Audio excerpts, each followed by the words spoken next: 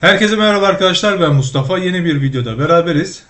Bu videoda Mendix'in Agent Builder Starter App uygulamasını kuracağız ve bunu bir yakından inceleyeceğiz. Bunu nasıl kurulur, nasıl aktivite edilir, özellikleri nelerdir? Bununla ilgili.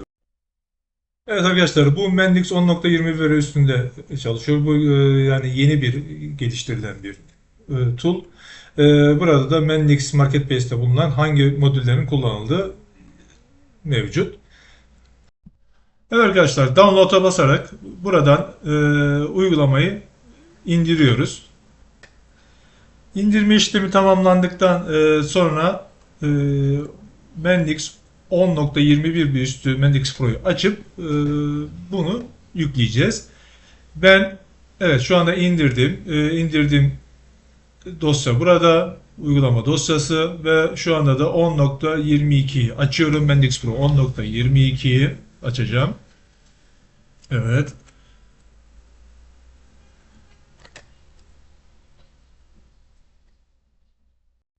Evet, 10.22 açıldıktan sonra buradan import from packet deyip indirdiğim dosyayı buraya yüklüyorum ve uygulamanın yüklenmesini bekliyorum. Bu biraz zaman alacaktır.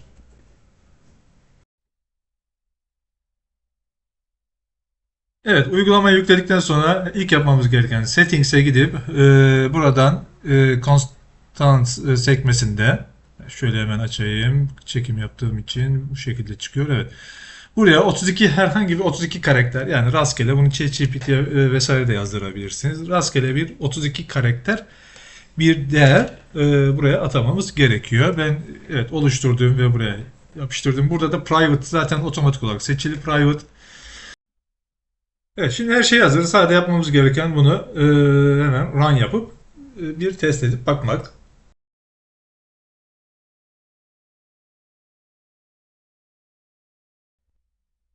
Evet, run işlemi bitti. Şimdi vweb deyip hemen yakından inceleyelim. Yine bunun default şifresi mxadmin. Evet, karşımıza böyle bir dashboard çıktı. Hem configuration ayarları var hem bazılarında dokümantasyonlar var. Hani bu nasıl yapılacağına ilişkin. E, bu şeyde örneğimizde ben OpenAI üzerinden göstereceğim. Evet. Evet, Support Assistant Configuration var.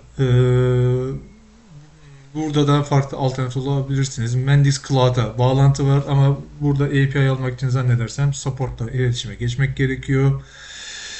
Ee, evet, burada konfigürasyon ve bazı dokümantasyonlar var. Şimdi biz o OpenAI kısmına gezelim. Azure OpenAI'ya tıklayalım. Buradan New diyelim. Ve buna bir isim verelim. Ben OpenAI dedim çünkü OpenAI'yi seçeceğim. Buradan Apply deyip Endpoint'i ekleyelim. Şimdi buna ben OpenAI'deki Access Token'ımı kullanacağım. Yani burada bir Access Token'a ihtiyacınız var. Evet, kopyaladım ve buradaki OpenAI'deki ChatGPT modelleri bana geldi. Evet, burada bu şekilde bunu ekledim. Yani burada ilerleyen zamanlar lokalde kullanımla ilgili bir video yapacağım. Hani bunu lokal AI'de nasıl kullanılır şeklinde.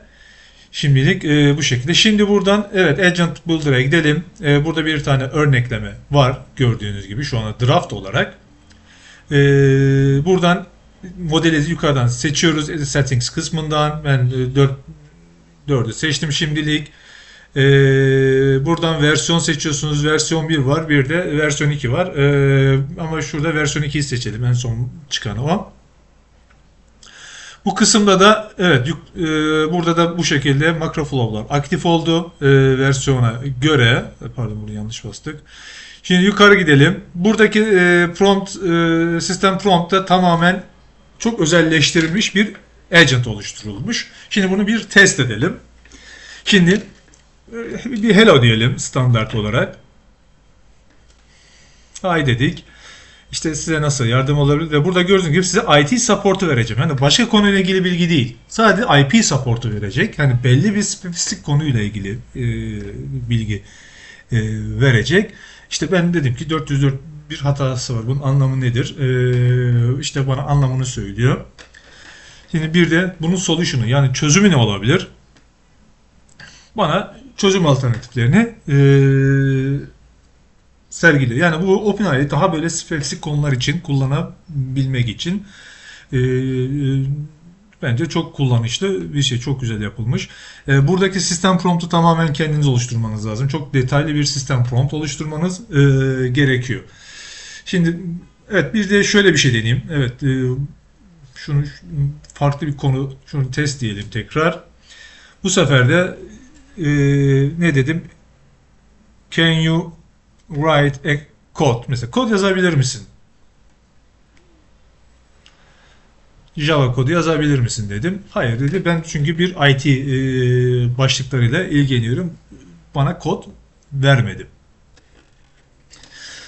Şimdi evet, tabii bunu develop ederek kendinize özel özellikle bu sistem prompt en önemli işin kısmı. Yani yeni kayıt olacak bir sistem prompt oluşturup detaylı bir şekilde ne yapmasını istediğinizi buradan yazıyoruz ki en önemli kısmı da burası. Hani bunu zaten bir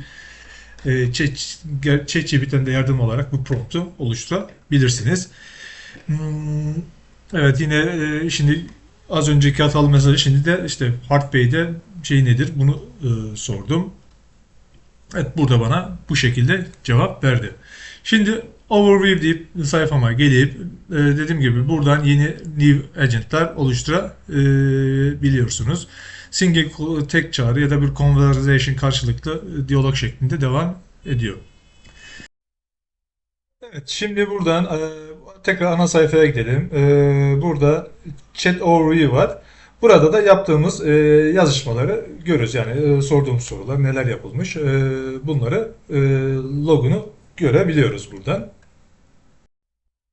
Evet, buradan ana sayfaya geçelim. Buradan da token monitöre geçelim. Burada da kullanılan tokenların dashboard'unu gösteriyor. Token API'ler ücretli olduğu için buradan takip edebilmek adına. Evet, şimdi bir de user management var. Bu da bildiğimiz standart user management sayfası Mendix'in. Evet arkadaşlar, benim anlatacaklarım bu kadar. Yeni videolarda görüşmek üzere.